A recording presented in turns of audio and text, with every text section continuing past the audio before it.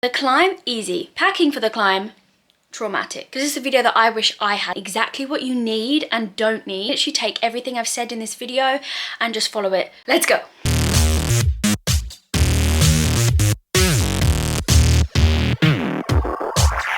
We did the Shearer route. The route is 7 days, 6 nights. So this is everything I packed for that specific route.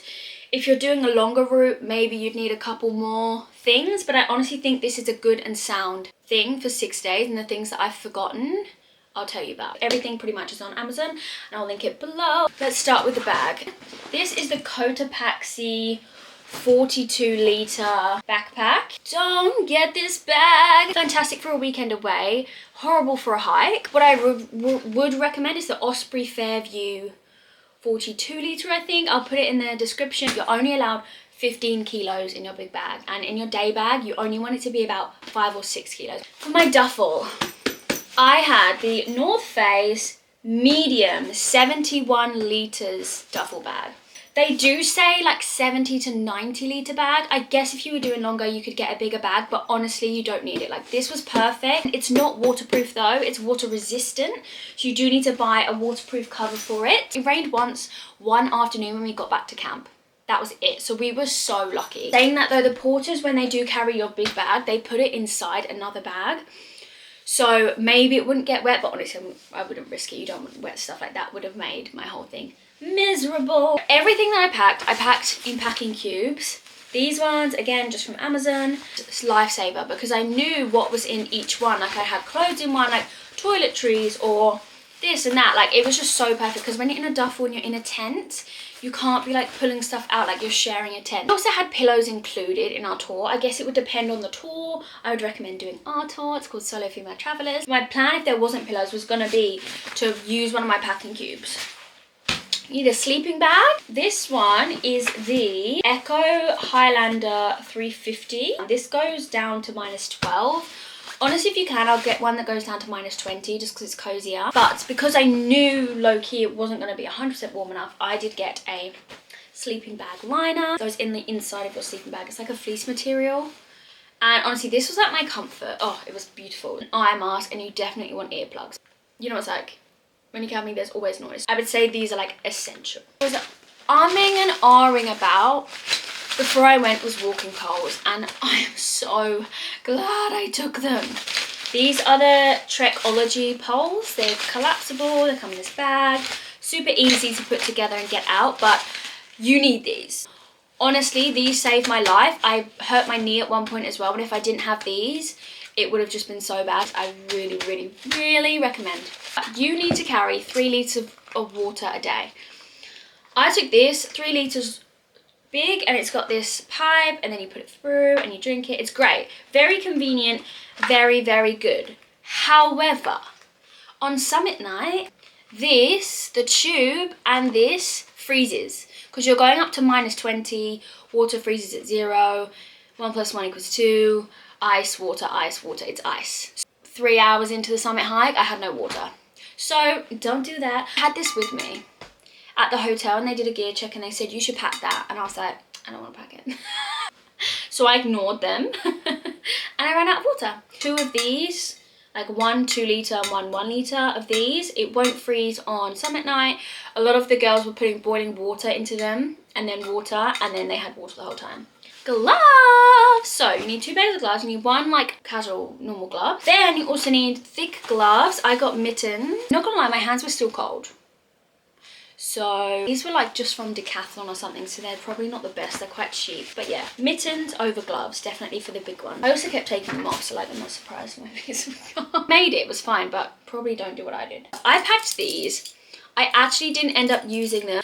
I think if you actually have something, maybe like a water bottle that you want to clip to your bag, then do it. First aid kit. Okay guys, this is very important. Hand sanitizer. Bug repellent. I didn't use this once. Wipes. Didn't take any toilet paper, I just used these. Also had a big pack of baby wipes, which was my shower, clean my body wipes. But again, I had way too many wipes. Like, you probably need 1 or 2 per day. They do have toilet roll at camp, at your toilet at camp. So the toilet roll or the wipes are just for when you're walking. Maybe just get a pack of these. I think they came in a pack of 24. altitude sickness tablets. Before I was flying, I was like, do I take them? Don't I take them? Do I take them? Don't I take them? And in the end, I was just like, do you know what? I'm just going to take them because I'd rather have a good time and make it to the top than not take them because of my ego and then not make it to the top. Like, that's just dumb. The thing with altitude sickness is it comes on very strong. You get really sick super quickly and you can't really do anything about it once you've got it. But if you prevent it, it's better. The only side effects I got were tingling hands and fingers, and it was uncomfortable, but like, it's fine. You should pack Imodium. Travel sickness tablets. I had like antihistamine, paracetamol.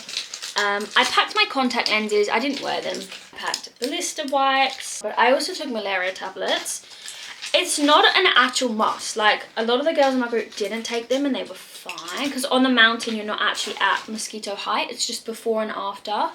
But don't quote me on this, but I think you'll be okay. For toiletries, obviously toothbrush and toothpaste. A non-liquid deodorant. I wear sun cream every day. I had this one, which is like tinted because I wanted to look cute. Also, I took a hat. I don't have it with me now because I threw it away because it got disgusting. But definitely a hat. You definitely need lip balm. Oh my god.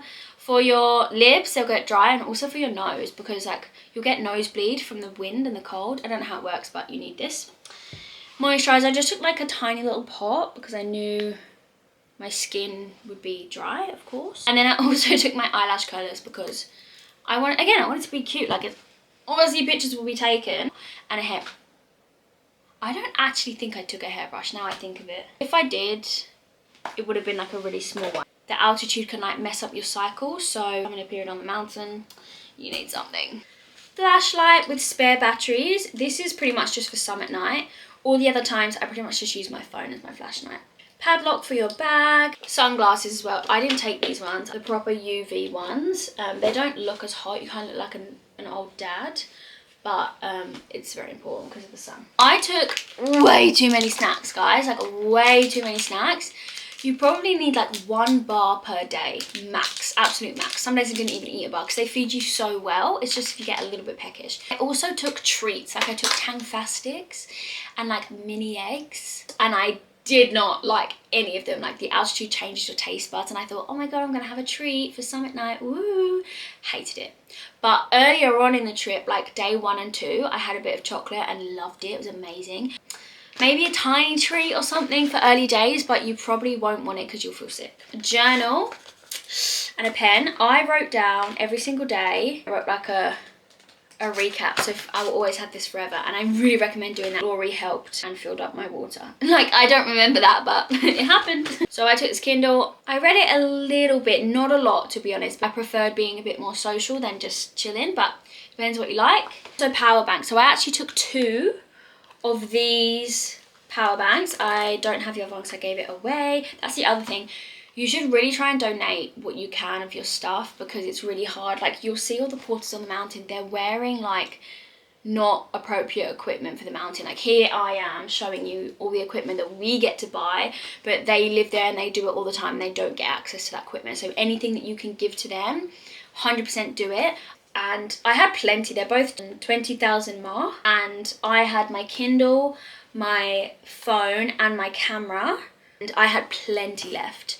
2 of these is more than enough. Maybe you could even do 1 if you just had your phone. But you do have to sleep with them in your sleeping bag. Same with your phone, your camera, anything like that, batteries. Sleep with them because the cold will break them. I took heaps of hand warmers. I took about 12 hand warmers and I used them all. Otherwise you're freezing. Like, the first couple of nights I was freezing, and it just is horrible because you just want to sleep because you're so tired. I had this Fur Talk hat, which is like beanie even, which is furry on the inside, so warm. I wore it every night, and yeah, I really rate this hat. Also need a balaclava. You'll use it on summit night. I'm so glad I had it for summit night. It kept me super warm. I don't know what people call this. Around your neck, almost like a scarf. I wore this once. I didn't really rate it, to be honest. Gaiters. Before I went, everyone was like, could take them, could not take them. Like, I got a lot of mixed signals about them. Anyway, I took them, did not take them off the whole time. I wore them every single day. You need them. So, hiking boots are obviously going to be your best friend. Got them a size and a half bigger. than I actually needed them. These are also Gore-Tex, 100% waterproof. That's what you need as well in case it rains. Of course, you need to wear them in before you go. I didn't really want to wear mine in. Now I'd say they're worn in after Kilimanjaro. These some camp shoes. I had the Hoka running shoes that I wore. They were really good because I could slip them on and off. However, my camp mate, he had the North Face like slipper warmth shoes. I'll put them below. I think definitely do that instead because they're easier to put on, they're comfy, cozy, warm, way better than this, like, because you won't be hiking in these, you'll be hiking in the boots, so just get some comfy shoes. This is a Shibi. My nan, I haven't used it. My nan, bless her, got me this and she was like, do you want it? And I was like, yeah, that's a great idea. You don't need it. Clothes. Obviously underwear. Sometimes people take merino wool underwear and they just keep them on. It's not my style, honey. I just took like my normal thongs. I actually only took 5 pairs of socks. Maybe 1 extra pair would be good. These are merino wool. So these are waterproof trousers, thin ones that go over your hiking trousers. These are Gore-Tex too. They are expensive when they're Gore-Tex, but so worth it, and these will last. I was speaking to someone the other day who like still had hers from like 1980 or something. So definitely worth it. That's where I got so confused when I was watching videos. So I was like, what do I need? Some people said ski jacket, some people said don't. So confusing. So I took a ski jacket and I also had this as my like waterproof jacket. Now, you don't really need that because you can't wear this any other days than summit night. So it wasn't really working as a waterproof jacket on its own. So I took ponchos, plastic poncho, which I just put over my down jacket if it rained. I would advise to actually get a specific waterproof jacket similar to the trousers that would just be your waterproof jacket. I also got ski pants, but I didn't end up taking them because it looked like they were pointless, and they sort of were. 2 pairs of bottom thermals. Merino wool icebreaker thermals. Will they break your bank? Yes. Luckily, I'm small, so I bought kids, so they were a tiny bit cheaper, but they are expensive. Just take the L. 2 pairs of top thermals. Again, icebreaker. These ones are 200 merino wool. This is a thermal, but I wore this as more of like a top than a thermal. I have 2 thermals and then 1 long sleeve top that can also be a thermal, and 2 t-shirts. 5 tops in total, 2 t-shirts, 1 long sleeve and 2 thermals. Bottoms, shorts. These were a last minute thing. I decided this on the morning that we were climbing and I only wore them for that first day. Fleece lined leggings. These are my favorite things ever. I slept in these, but I did end up also wearing them on summit night as well. These are very, very, very nice. Hiking trousers, I have these ones, which are like thinner. Don't know if you can see. These are the Montane short trouser. Lots of pockets. I loved having pockets. Really out of breath really, really easily. So continuously getting out your whatever you want from your bag to take a photo or whatever is so annoying. So pockets are king. Not waterproof, but again, you've got your waterproof trousers in your day bag, so if it rains I just would have popped those over the top. These ones are so good, guys. 33,000 foot short waterproof fleece hiking trouser. These are like my warmer ones, so I wore these on summit night and like towards the end, just before summit night. Pockets, again, really good quality, and these weren't that expensive. Like the Montane ones are quite expensive, these ones aren't. 2 pairs of hiking trousers, thin pair, thick pair. 2 pairs of thermals, a fleece lined legging. 5 bottoms, 5 tops, and then if you want to throw in a wild card, why not? 2 stretchy, comfy sports bras, but make sure they're comfy. North Face fleece. Loved it, lived in it. Love this fleece, so warm, so cozy. And I also have a down jacket. So this one is from Colombia. Again, it's not cheap, but down material basically insulates you and keeps all the heat in. It rolls up really small as well. Honestly, I've worn this heap since. Like, this is a great winter jacket because it's thin. It's not like those massive puffy ones, but it's so warm. And it's definitely worth having a small down one like this, and also a bigger one for summit night. Also need your passport and cash for tips, which will come up with you the whole climb.